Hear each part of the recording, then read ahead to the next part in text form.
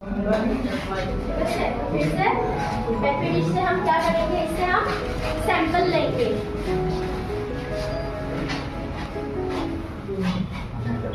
Sample हमें कैसे लेंगे, सारा कॉलोनीज है ना यहाँ पे, इधर से लेंगे तो फिर हमें क्या होगा, जितने में प्रॉब्लम होगा, ठीक है। तो हम इस तरफ से लेंगे, इस तरफ से लेंगे, देखो नहीं गिला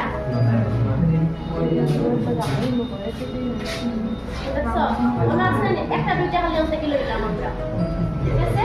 এটা আবার এটা ক্লোজ এন্ড দেন আবার মিক্স করতে লাগবে এটা इन सर्कुलर मोशन, ठीक है। सैंपल लेने के बाद इन सर्कुलर मोशन मिक्स करके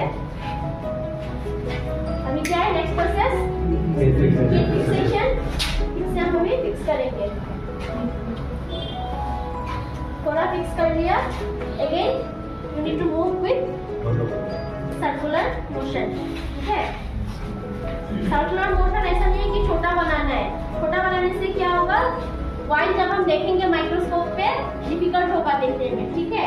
अब ऐसा नहीं है कि पूरा साइड में बना दो, है ना, थोड़ा अपना हिसाब से देख के बनाना, हो गया।